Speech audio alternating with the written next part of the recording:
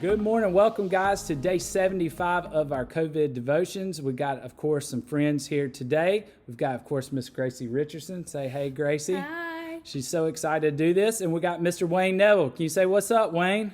What's up? Hey, so today this is actually Thursday afternoon, late Thursday afternoon. We're recording this, been out at the beach hanging out a little bit today, and we are popping on just to kind of get the devotion ready for Friday morning. So you guys will see this early Friday, and what we wanted to do is just kind of bring our heads together and just share a little bit of the story here that we find in Acts chapter 27, and we're going to go all the way through, actually it's Acts chapter 25, all the way through chapter 27, where we're going to be today. So what we're going to do is we're going to look at the story now that Paul has appealed to Caesar from Jerusalem. Paul has been taken on his way to Rome. And Paul then still gives an account before King Agrippa and the King Bernice as they're kind of throwing this party there together in Jerusalem there together before he gets over to Rome. They're kind of getting together, and Caesar is sharing this story of what has happened to Paul with King Agrippa and some of his other friends, just saying, hey, can you think of any reason why this guy should be tried to death or to be punished as severely as what these Jews are thinking that he should be punished to? And what we find out once you follow down through those two chapters, what you find out is as Paul keeps giving the defense, that these guys just keep coming to the overall observation that Paul is just not worthy of death. He's not worthy to die for just trying to help persuade the Jews to believe in Jesus and to believe in the resurrection. And so they said, if it hadn't been for Paul appealing to Caesar, we would have basically let him go. But because he appealed to Caesar, now he's got to go to Rome. So Paul gets this message, and Gracie and I were just reading it a little while ago.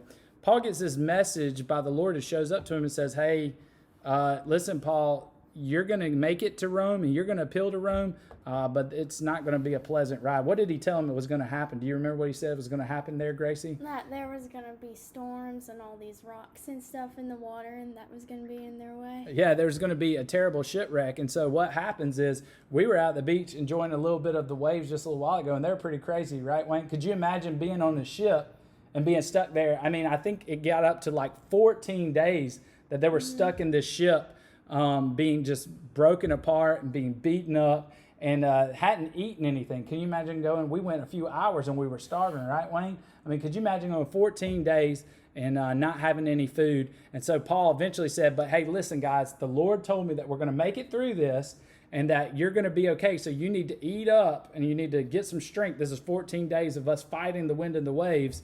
And they're eventually going to be stranded on this island where we're going to pick up later. But what did Paul tell them? He told them that there was one place that they were going to be safe if they stayed. Where was that, Gracie? Do you remember? On the boat. Yeah, on the boat. Paul said the only thing you cannot do is you cannot get off of this boat or you're going to die. And it actually records it in, I believe, in chapter 27 there. If you look up in about verse 36, I'll read it here. It says, then they were all encouraged and they ate some food themselves, and there were in all 276 persons in the ship.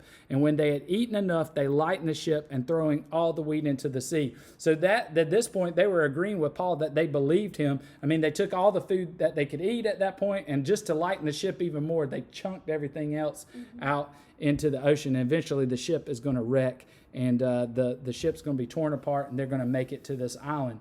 One thing that we talked about, and I don't know, maybe there's something else you saw there, Gracie, if you want to share, but one of the things I thought was really cool is the opportunity that God gives to these men to be saved and to believe in God. I can imagine it would have been a pretty stressful time if you don't know God, and Paul just says, hey, this God is going to be the one you've got to trust in, and he's going to save you.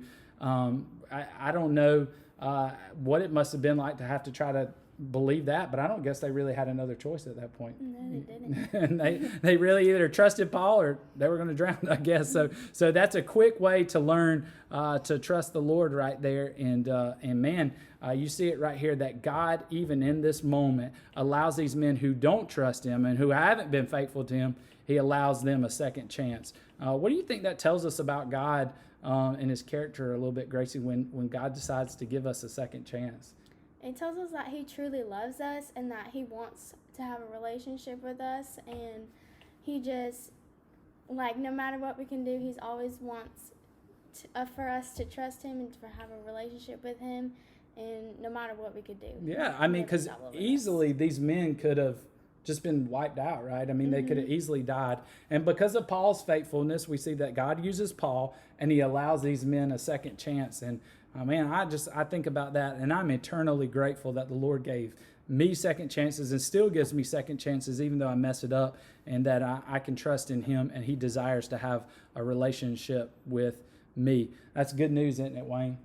That's good stuff. So, hey, we hope you guys enjoyed the devotion today. Where we're going to leave off, Paul, is the ship is breaking apart. The men are making their way to shore. And so we're going to pick Paul up on a little island called Malta, actually on Saturday. So I hope you guys have a great rest of the day, and we'll see you soon.